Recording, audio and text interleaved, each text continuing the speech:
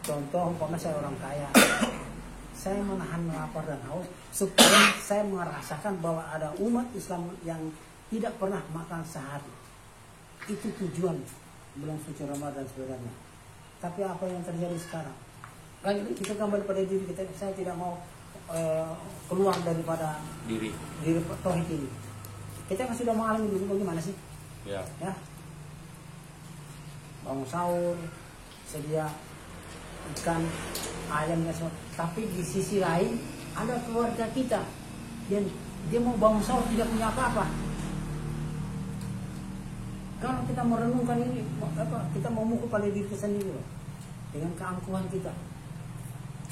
Padahal di dalam bulan suci Ramadan kita dididik oleh Nabi Muhammad SAW supaya kita lebih dengan rasa sesama umat muslim. Apa yang terjadi sekarang? Saling gontok-gontokan. Umat muslim. Ini saya tadi.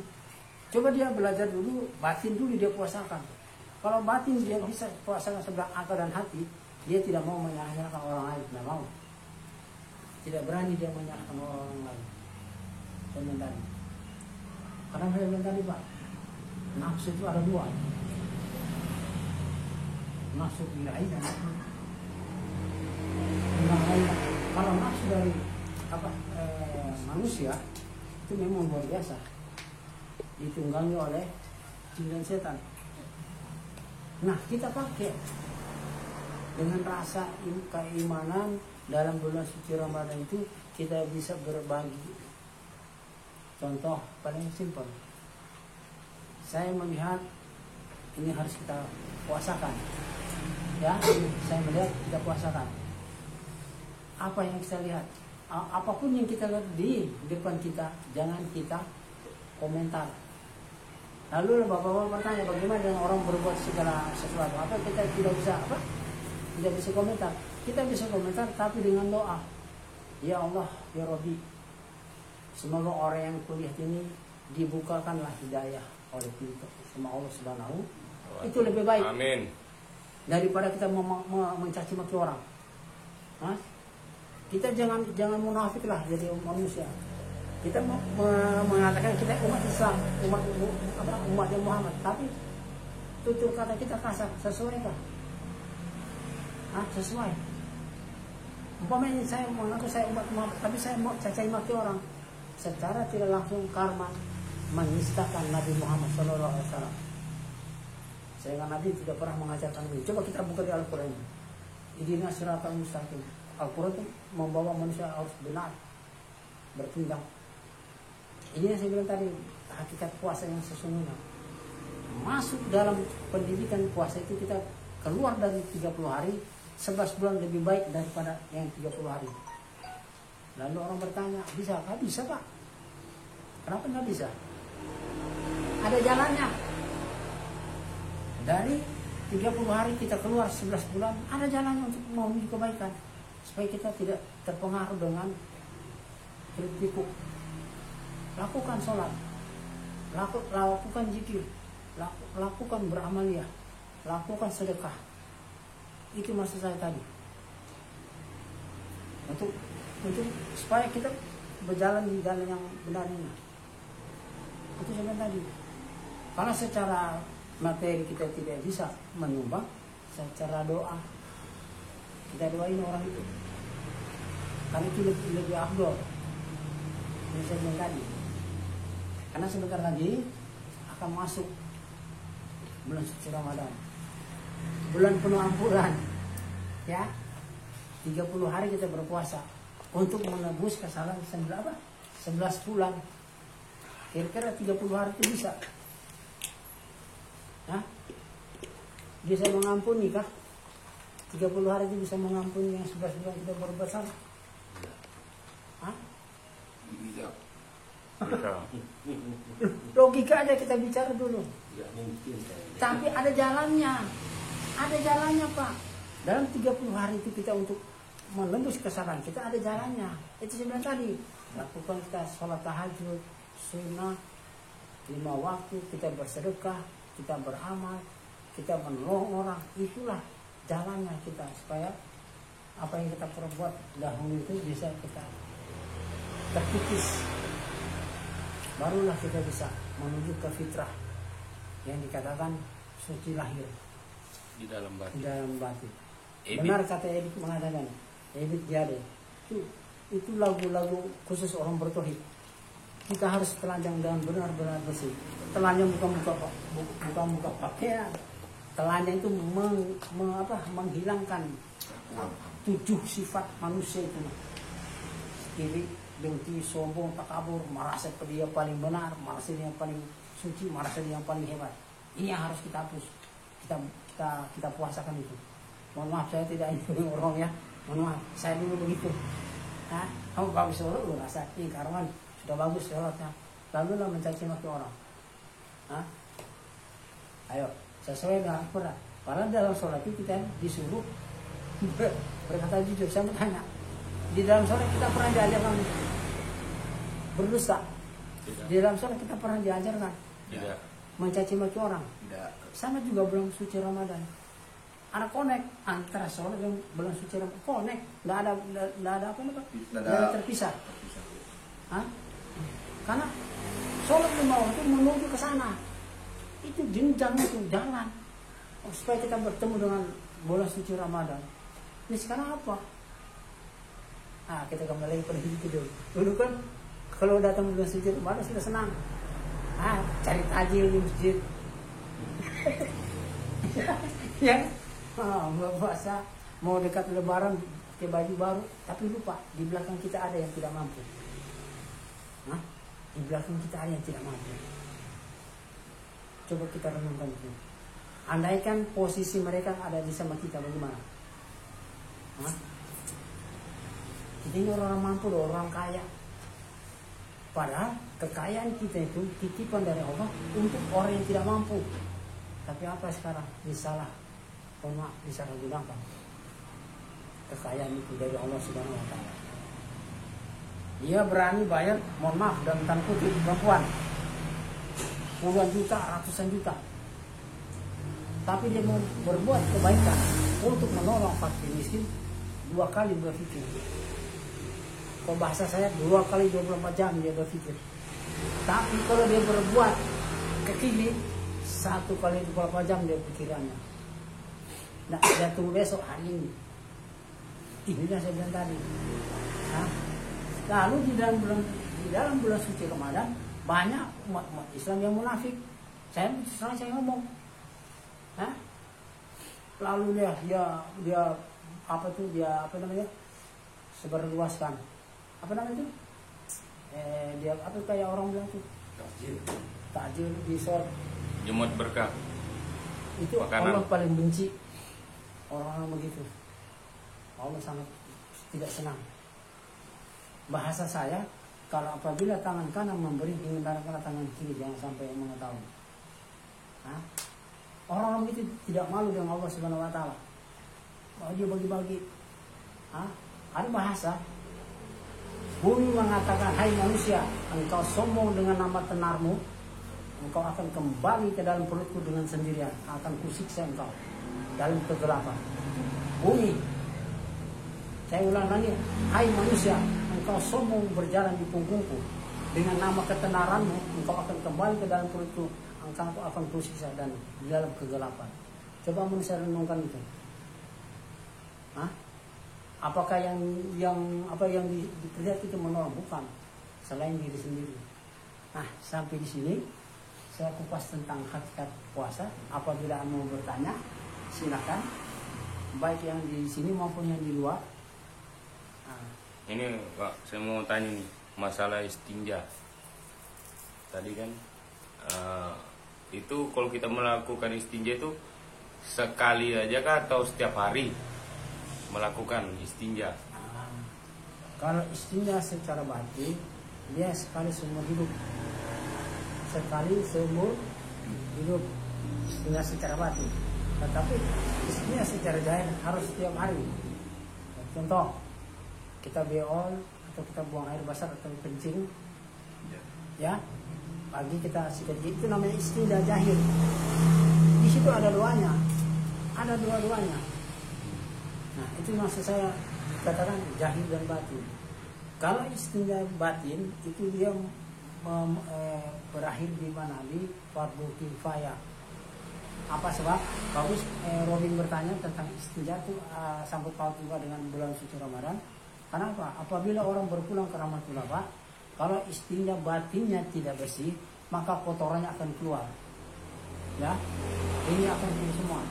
Kalau istinja batinnya tidak bersih, tapi kalau istinja batinnya bersih, dia akan menutup semua, tertutup semua. Ini tertutup, ini tertutup, ini tertutup. Pokoknya lubang itu tertutup. Kalau bagi orang yang sudah paham di istinja batin, kalau istinja jahil yang sebelum tadi, kalau kita mau buang air atau mau buang air besar atau itu kita harus cebok untuk mencuci. Ini memang istinja batin. Sesuai juga dengan bulan suci Ramadan harus bersih jahir dan batin. Yang cuma jahirnya toh, batinnya tidak dibersihkan. Sanggup tahu bin itu masalah istinja batin itu. Pada akhirnya kita mau pulang, dia akan tenang. Kalau cuma secara jahir, sebelum tadi ada hadisnya kan, bahwa yang keluar masuk itu meninggalnya seperti bunyinya suara babi, itu karena dia apa? Saya bilang tadi istinja batinnya tidak bersih. Orang sekarang cuma memperkuat jahirnya, pada hakikatnya yang utama itu batin dulu. Kalau sudah batin bersih, secara otomatis jahir itu akan bersih juga. Itu daripada tanya untuk wanita Pak. Untuk wanita ini yang berhalangan atau haid itu gimana Pak selama puasa itu? Gini bagus kok. Tapi gini saya kasih gambaran. Kalau orang wanita secara syariat fikih memang dia dilarang untuk berpuasa. Itu kita tidak boleh juga menyalahkan karena memang sudah aturan fikih. Tetapi secara hakikat marifat dia bisa melakukan puasa. Ya. Apa sebab? Kotoran atau haid yang keluar dari wanita itu sebenarnya bukan kotoran, itu darah lebih, maka dikeluarkan. Tapi bagi orang fikih itu akan bertentangan dengan apa yang saya sampaikan ini. Itu darah tidak ada kotor, nggak ada. Sampai dengan darah kotor. Dokter. Kalau darah kotor kita ini najis semua berarti. Nggak ada darah kotor. Yang masuk ke perempuan datang bulan itu namanya darah berkelebihan. Kalau tidak dikeluarkan menjadi penyakit, maka dikeluarkan. Ada kok di surat Yasin itu. Keluarkan. Dan perempuan bisa melaksanakan puasa. Memang secara fikih dilarang.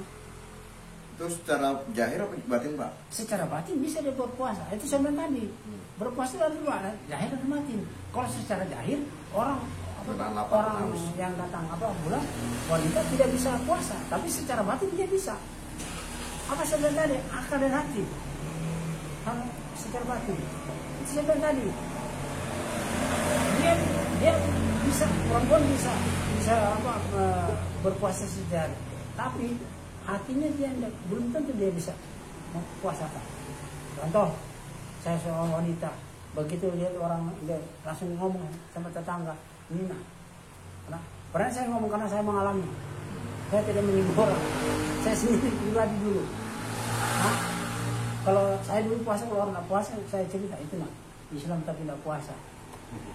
Saya menyinggung pribadi saya sendiri. Ngapain saya menyinggung orang?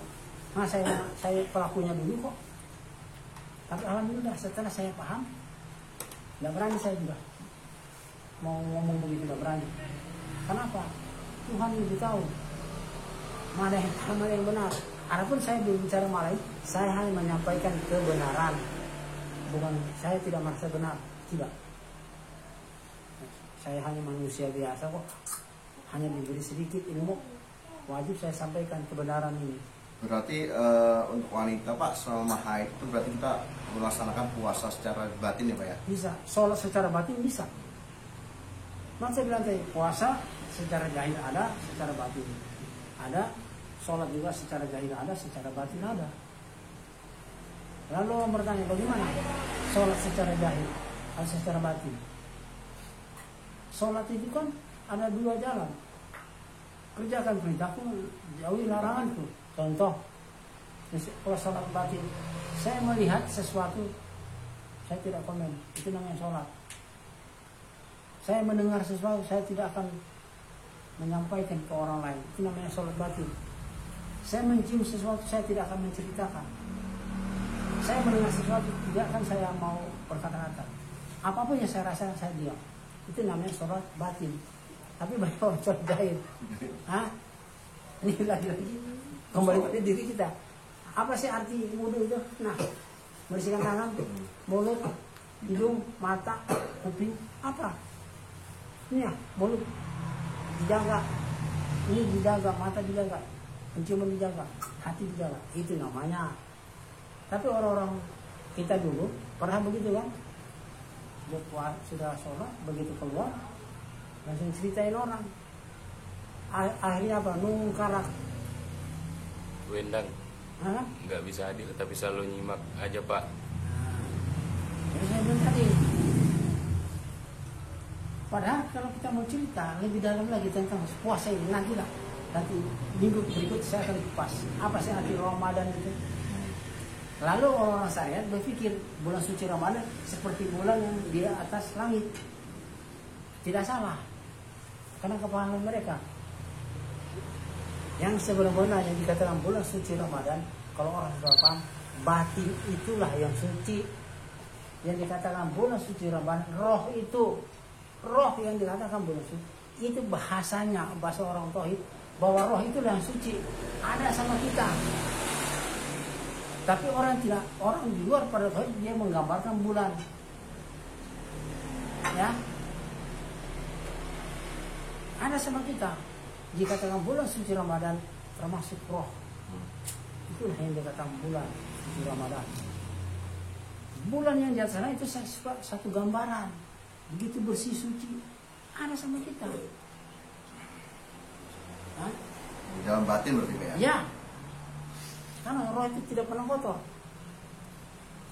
Terus gini Pak, pertanyaan saya Pak, apa jaminannya untuk bagi orang yang belajar bertauhid dan orang-orang yang tidak belajar tauhid? Pertanyaan bagus. Satu, orang belajar tauhid, pertama-tama dia tidak mau menyalahkan orang. Itu pertama. Maksud saya gini, saya paham ilmu tauhid. Saya tidak mau menaruh kepahaman saya ke orang lain. Tidak mau. Akan timbul perdebatan. Tapi kita orang bertauhid, kita terima orang, kepahaman orang itu. Ya, apapun yang dia ceritakan, apapun yang dia sampaikan, kita terima. Barulah kita ikuti. Itulah jaminan orang bertauhid. Pertama saya bilang tadi, ada hadis Nabi, awaludin marifatullah, bermula agama mengenal Allah. Kalau orang yang sudah paham dengan ilmu tauhid, karena Pak Joko bertanya tentang apa jaminan di akhir kehidupan, itulah jaminan orang bertauhid, dia tidak akan sengsara meninggalnya. Tidak. Secara zahir maupun batin ya? Ya, secara zahir maupun batin. Tapi kalau di luar pada tauhid, mohon maaf, ada, saya mengatakan nikmat Tuhan mana yang kau dustai. Kalau orang bertauhid, dia mengerti arti mana nikmat Tuhan yang mana yang kau dustai. Dia ngerti. Pernah kan saya bilang dalam pertemuan, sehebat apapun ilmu kita, kalau belum pulang ke rahmat Tuhan, kalau matinya susah, ya mohon maaf, seperti matinya susah, kita mengaku berilmu, tapi kalau mau meninggal itu dibawa ke mana? Ke rumah sakit, di ruang ICU dan segala macam. Mohon maaf, berarti belum memahami hakikat nafas. Coba orang bertauhid, mana mau begitu dia Pak? tidak mau. Kenapa saya bilang saya berani ngomong begini? Saya bilang saya lihat sudah ada bukti semua. Nah, Pak Isma sudah membuktikan. Artinya bukan Pak Isma, ilmu yang ada sama Pak Isma sudah membuktikan.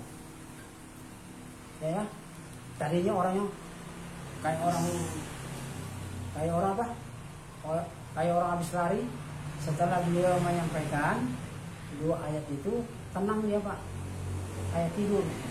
Sampai dia pulang ke rumah tidak tenang, kayak orang tidur. Tadinya dia kayak orang habis lari. Setelah beliau menyampaikan, tenang, langsung dia. Itulah bukti orang bertauhid. Tapi kalau mohon maaf, kalau dulu orang bertauhid, ya kita lihat aja nak. Kenapa sampai tadi Pak? Dibantu dalam Selang